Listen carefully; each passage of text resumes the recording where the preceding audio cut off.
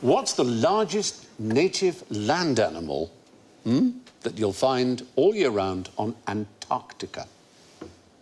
I don't think there are any land animals on Antarctica. Humans? Human beings? Oh! I did say...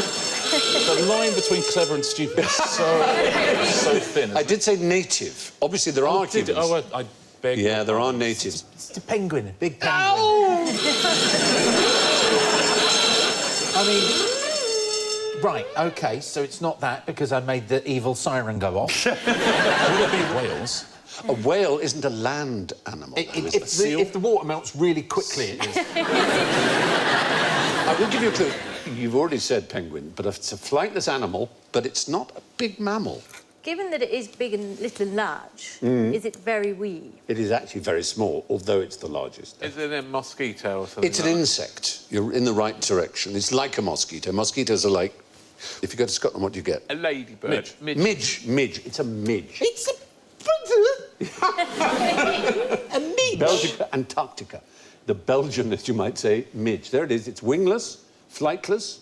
It's a midge. And the point is, it's native to Antarctica. There are all kinds of animals, like humans, like penguins, that spend a bit of their time in Antarctica. Penguins only 25% of the time. 75% of their time, they're at sea. They're not a land animal. Ah, but we're married to the sea. Penguins, we love the life. Away from our nagging wives with their beaks and their wings sitting on eggs. There they are. Oh, bless. What is it about them that is so endearing? They're delicious. That's good eating. Talking of humans not being native to Antarctica, there's a story the other day about the American scientist who's there and he decided to turn Tinder on. You know Tinder, the dating app. Oh, yes. And he got a date with a woman in a tent 45 minutes away. He was also... You're kidding me? That's hilarious. That'd be great if she came up and he went, nah, swipe No, right. swipe.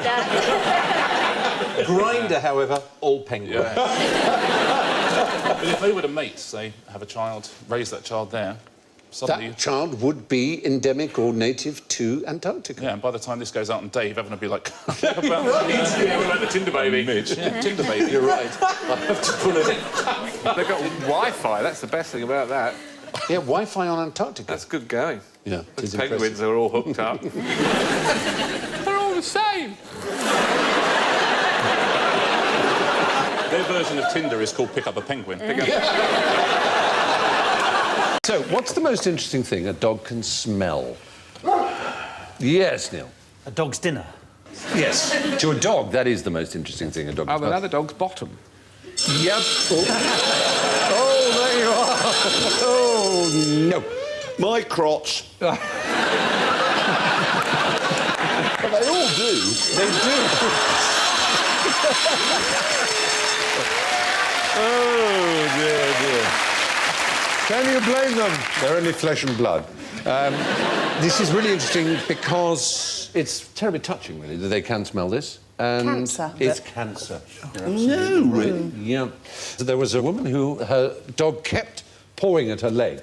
And she had nothing on her leg that was peculiar, just a normal number of moles, but it was only interested in one of the moles.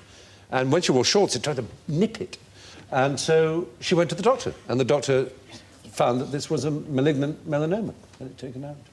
And doctors have found that dogs can smell bladder cancer, lung cancer, 99% efficiency rate at smelling it in people's breath, lung cancer. Quite extraordinary. So have I got cancer of the bollocks, then? Well, that's what I was wondering. Let's not discuss. No, let's not. Insane. We have something like 50 million of these olfactory cells up here, and they have 220-odd million. But their sense of smell is infinitely better than that. It's not just 220-odd times better.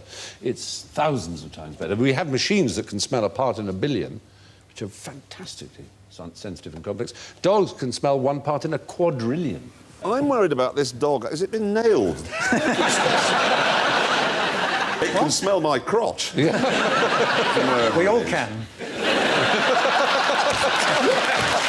Name the largest single man-made structure on the planet. Oh. Not falling for that one. No way. No way. Is it going to be a 50-mile-long tunnel or a bridge or something like that. What we've got out of the way, because it's hanging here like Yeah. a worry, is it's not the Great Wall of China. Oh, OK. Yeah. Try a continent where it might be.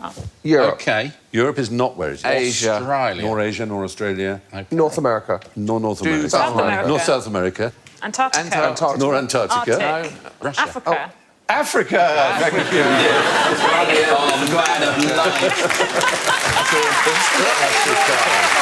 I really hope Ban Ki-moon isn't watching this one. So is it an Egyptian? Is it North? It's Nigeria, in fact. Oh. It's great earthworks of Benin. The And great they- earthworks of Benin. Yeah. Sometimes called the walls of Benin. The walls, of course, of Benin. the Defensive earthworks earthen walls of Benin in...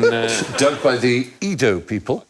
10,000 miles in Miles length. of it. 10,000 miles. By the Edos. 10,000 miles in length. How could I forget?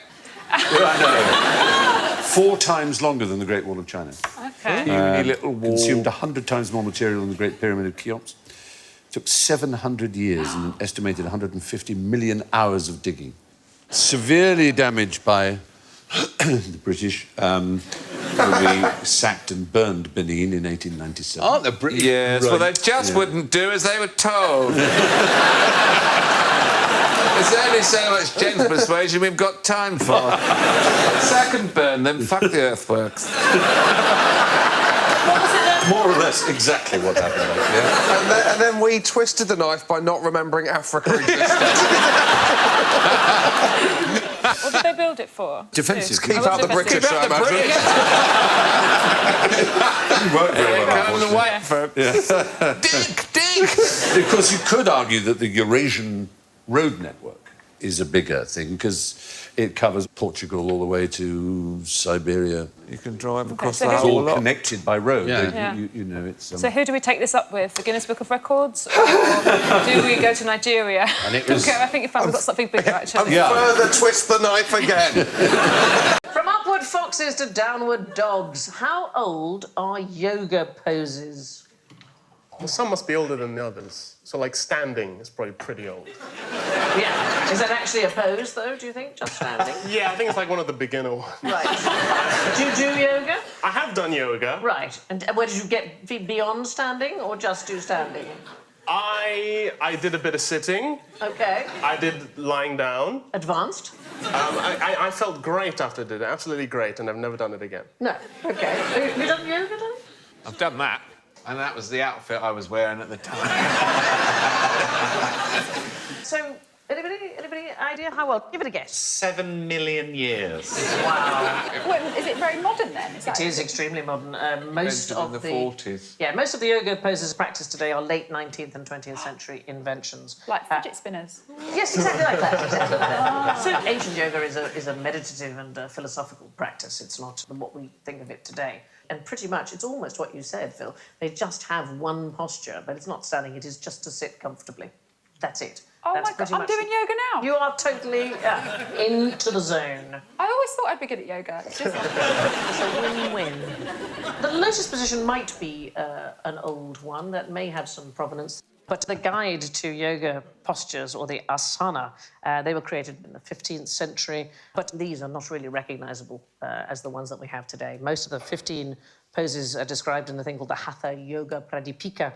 They're seated or flat on your back.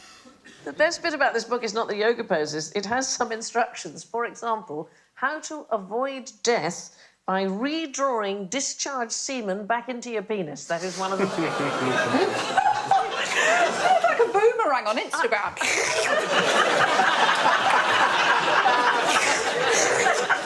Have you been on my Instagram? What a gift. Yeah. There's another one, how to lengthen your own tongue so you can lick your forehead. Who doesn't want that skill? Wow.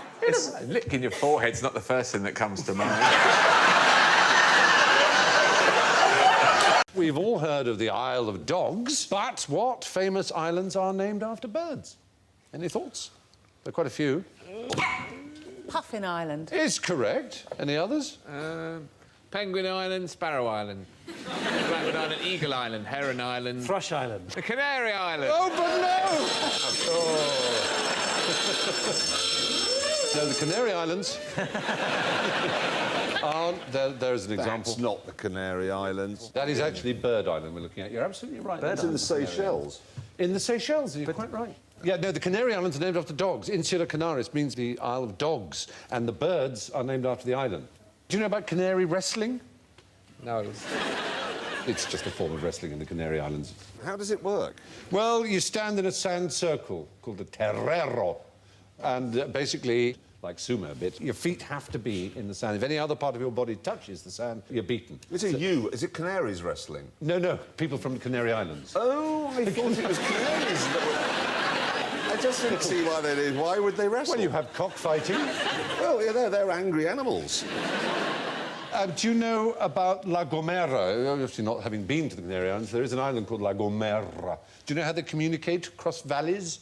Shouting. In La Gomera? They don't shout. Mobile no. phone. They don't. It's a language they use, but instead of using their vocal cords, they Fart.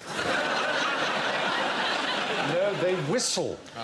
See if you can tell what they're whistling. It's in Spanish.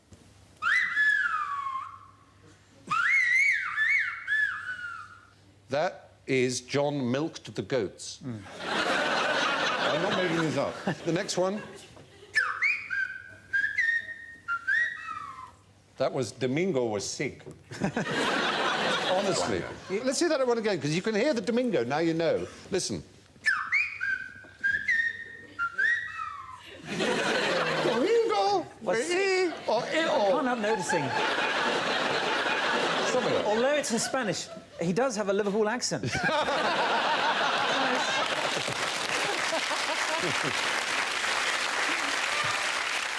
Why don't they just talk to each other? Because it's bouncing off the canyons of the gorges of the valleys of La Gomera. This is still on the Canary Islands now, is it? Yeah. Is this the one that's going to fall in the sea and wipe out the whole of the eastern seaboard of America? I'm glad you asked me that, Mr. Clarkson, because that is La Palma in the Canaries. The volcano on La Palma is said that if it goes off in a big way, it will cause a tsunami that will engulf the whole of the eastern seaboard of the United States of America.